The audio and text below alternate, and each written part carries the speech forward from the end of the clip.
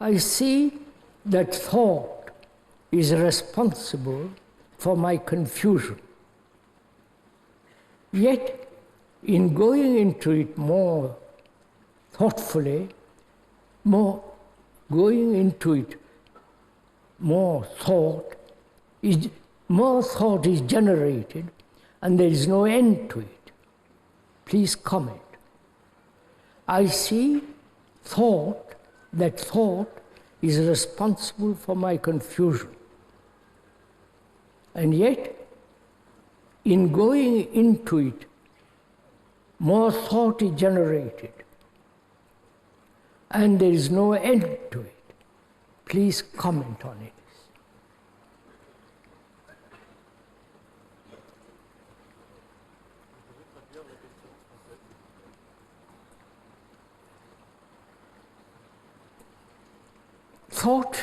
Thought is associated with other thoughts.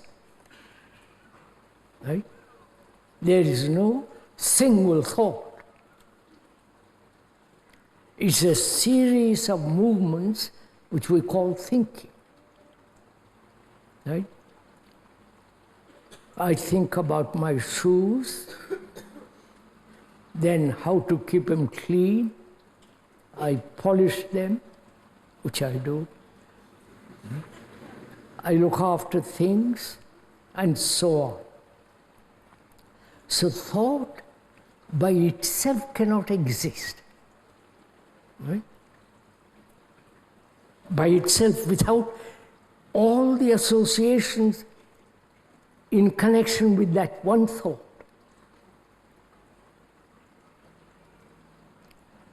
And thought is a movement on which we live. It's the very life of us, thinking. Right? It's so obvious. You couldn't be there, and the speaker couldn't be here if we hadn't thought about it. We've thought about it because there's been associations previous, reputation books and all the blah, and you come and I come. The speaker comes. So there is no single thought by itself. This is important to uncover this. It's always in relation to something else. And in pursuing one thought, other thoughts arise. And the speaker is polishing his shoes and looks out of the window. And he sees those mountains. And he's off.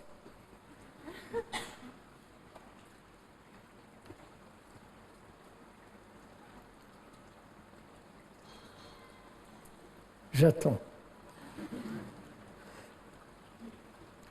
And he has to come back and polish his shoes. So that goes on all the time, right? I want to concentrate on something, and the thought shoots off in another direction. I pull it back and try to concentrate. This goes on all the time, from childhood till we die. And the more I think about thought, the more thought there is.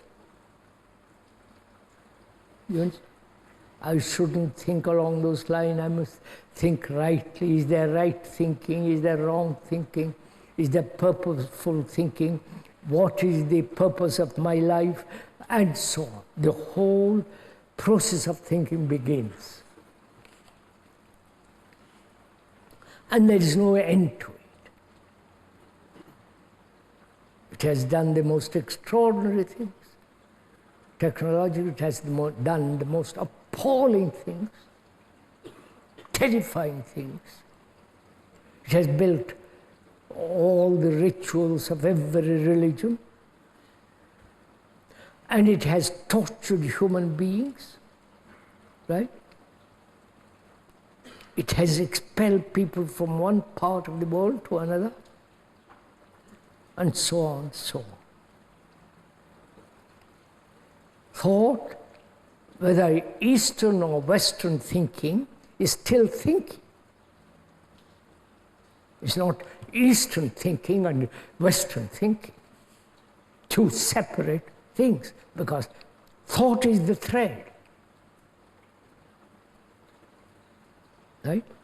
We are together now. So, the question is there an end to thought? Not your way of thinking or my way of thinking. Or saying we're all thinking together, we're all moving in the same direction.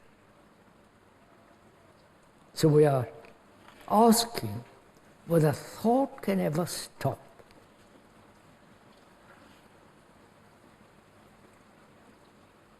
Which is there an end to time? Which is, thinking is the result of knowledge, memory.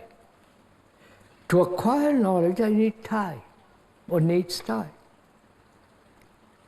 Even the computer, which is so extraordinarily modern, the modern computer, you have to give it a split second before it gallops out what it wants to say. So thought is time, right? So when we are asking whether thought can ever end, we're also asking at the same time whether there is the stop to time. It's a rather interesting question, if we go into it. That is, the movement of time. Time, what does that mean to us? Not only psychologically, but outwardly. Sunset, sunrise, learning a language, so on and so on. You need time to go from here to there. Even on the most fastest train, it's time to get here, there, or aeroplane and so on.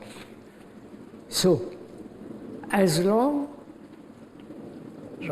please follow this, as long as there is a distance between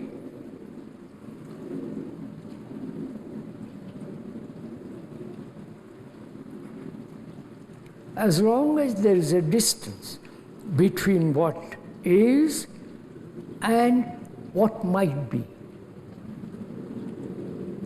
what I am, what I will be, that's a distance. It may be a very short distance or centuries of distance. That distance can only be covered by time. So, time implies evolution, right?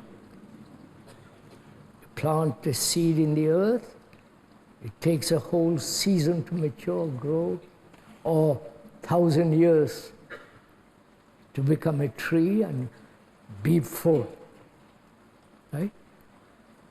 Everything that grows, becomes, needs time, right? Everything.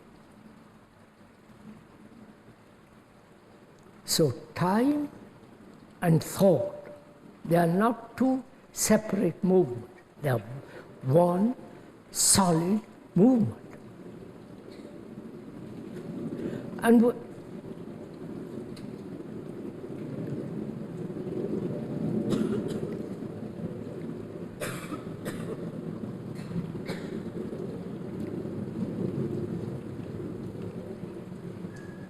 And we're asking whether thought and time have an end, a stop. You understand me? I said I wouldn't say it, I won't say it. How will you find out? This has been one of the problems confronting man from the beginning of man. Right? He's asked this question. Can thought, time come to an end? Because he's asked it in this movement of time. It's a circle, right? Time is a bondage. The hope, I hope that can cause time. So man has asked this question. Not if there is timelessness, but rather if there is an end to time. You understand the difference? Right?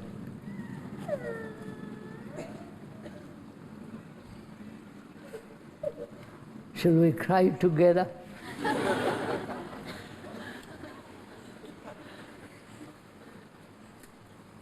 So this is really a very serious question.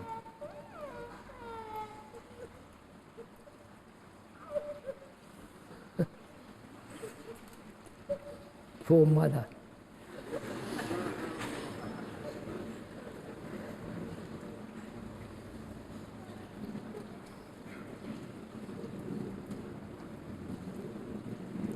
We are not inquiring into the timeless.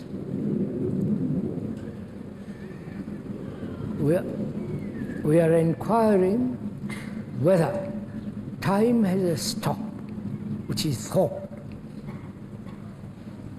Now, how will you discover that? Through analysis?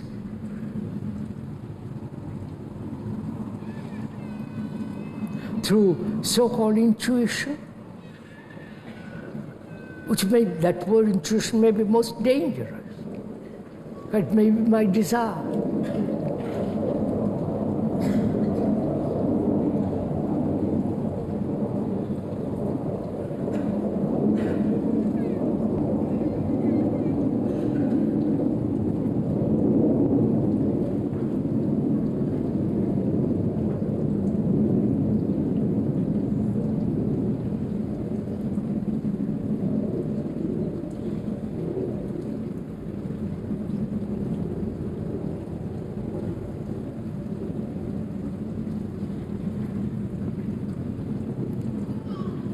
We were saying that word intuition may be the most dangerous word. That word has been used so much.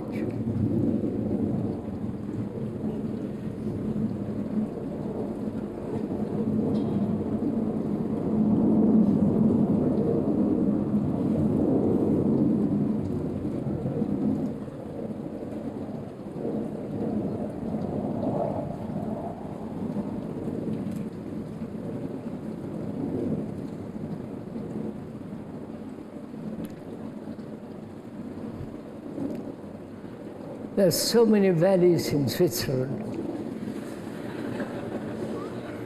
Why this one especially?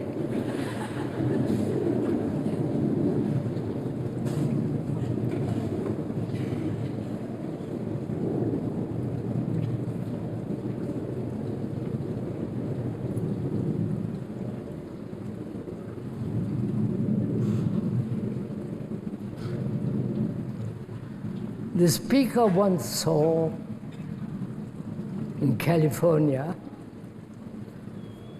10 aeroplanes. The sun had set, 10 aeroplanes coming over the hills with their exhaust, whatever they call it, I've forgotten the name of it for the moment, lit by this setting sun. It was the most beautiful sight. The whole sky was lit up. There wasn't noise. They were just coming over the mountain.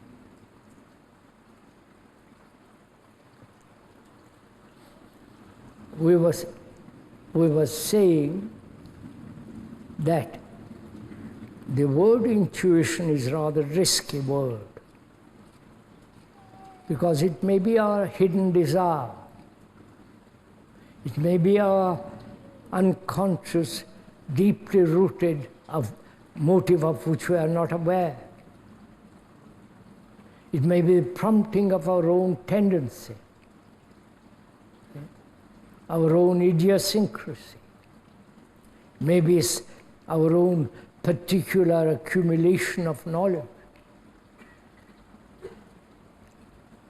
So we're asking, if you put all that aside, has time a stop? And we're asked, how will you find out? You, not speaker or anybody else, because what others say has no importance. You may like the sound of words, you may like the person, or you may say, well, a whole group of us are together. All that is rather infantile. But when you put this question to yourself, in what manner do you come to find out?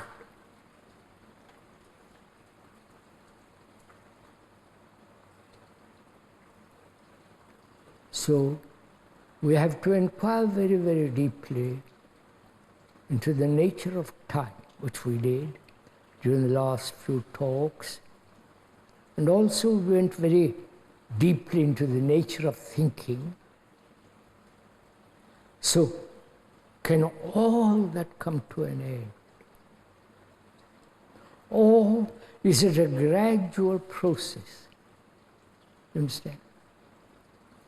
If it is a gradual process, the very gradualness is time.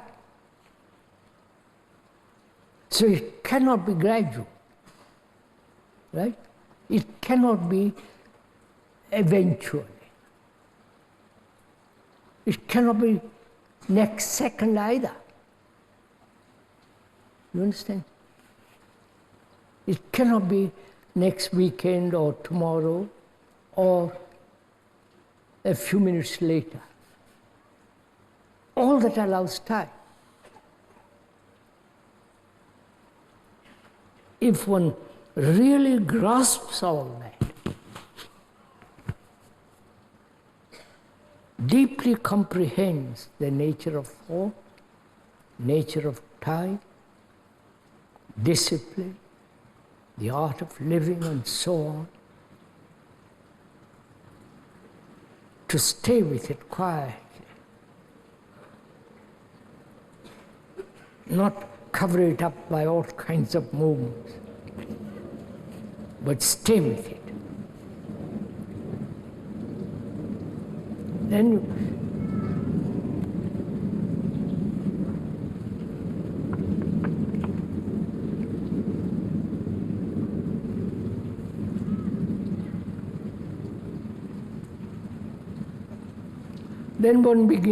then there is a glimpse of it,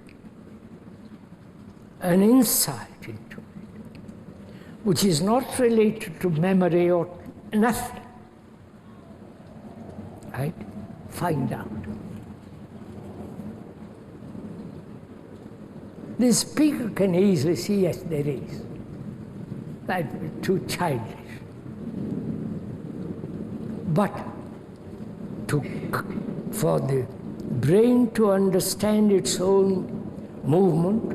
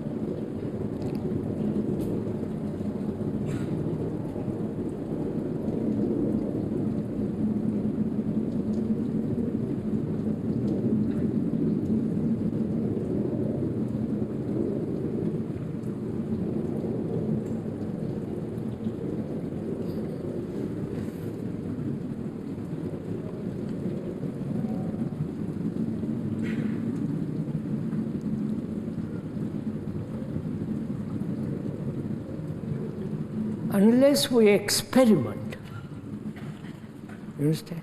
Not just say yes, yes, or agree. Unless we actually investigate, experiment, push it, go into it deeply. Unless you do that, you can't come up with a strange sense of timelessness